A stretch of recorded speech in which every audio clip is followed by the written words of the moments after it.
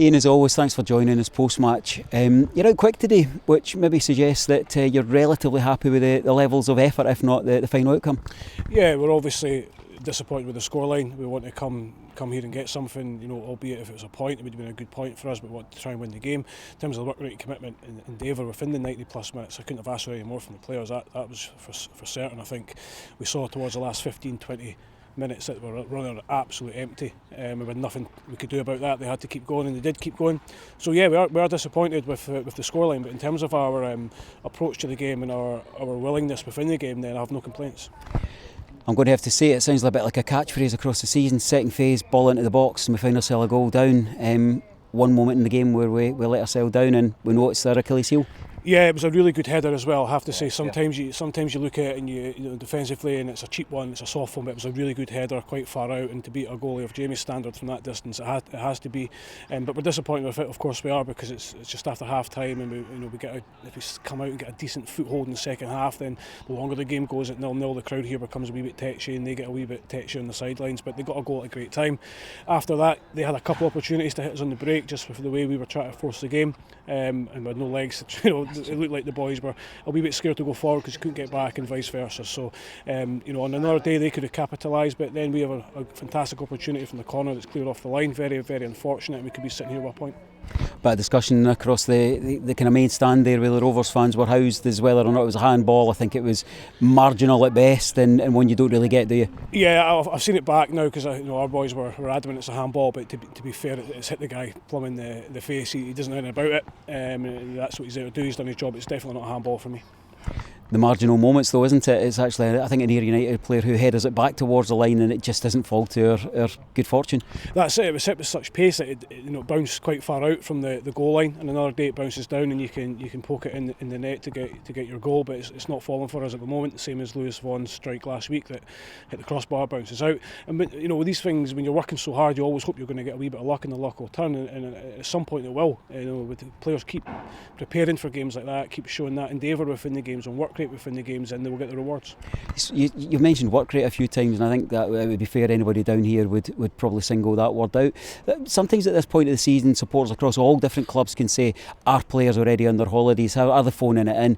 There was never a moment where any player out there had any potential to be given any less than 100%. Is that fair?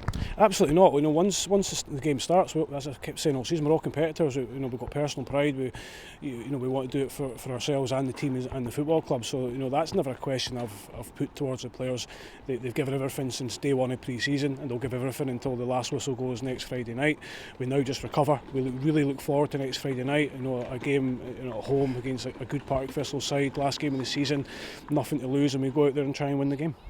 I guess our limitations in terms of kind of squad formation, squad size and such in days like today, I'm wondering whether that actually gives a bit more insight into what we actually need for next season. Are you absolutely dialed down on who or what you need to bring in?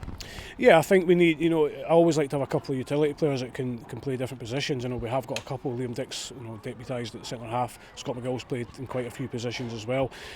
You always want, the bigger number of players to be in their rightful positions, and where they're accustomed to, and where they have the expertise. But there's always room for one or two that can move about a little bit. I think when we look at some of our boys, it's been a stop-start season in terms of fitness and injuries. They're not quite up to speed. Ethan Ross has been out a long time. Conor McBride's missed a little bit, but today it was needs must. We had to put out what we had available to us, and I felt, as I say, to a man, every single one of them gave absolutely all they could for the club.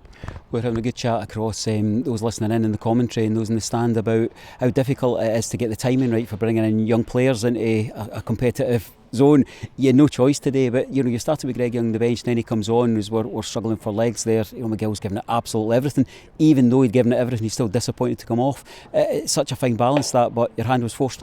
Yeah, it is. Sometimes you look at it and it's not quite right for a young player to be thrown in. Adam Massam was another one today, and it's sink or swim sometimes. Adam has made a handful of appearances this season, probably that he didn't expect, probably that we didn't see coming either, but he's done fantastically well. He took a little knock up at Dundee with his confidence, but he came back stronger because he knew he would.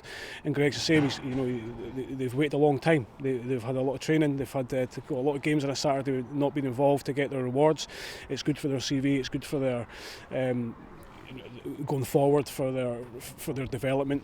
Coming down here, like I say, against a decent championship side with a handful of a striker up front who'll bash you about a little bit. You can only learn from it. I was passed by one of the players just heading off there, and he just kind of looked up in terms of the support that travelled down today, and his phrase was, "They're brilliant, they're just brilliant." We said earlier, a bit of clumsy phrase to use in a football interview about people phoning it in. The supporters certainly didn't phone it in today, did they? Brilliant. That's the only word I can describe. Right from before the game, in the warm up, I think they realised we needed all the help and support we could get today. They seen it at the end, singing and clapping the boys off. A good away day for some of them probably, but they've been fantastic to us all season. I think as long as supporters see the effort and commitment, we're all going to make mistakes along the way. But they saw a team today that was giving everything for them, and we tried to reward them. Unfortunately, we didn't, but their support has been fantastic. We'll catch up with you through the week, and thanks for your analysis of today's game. Thank you.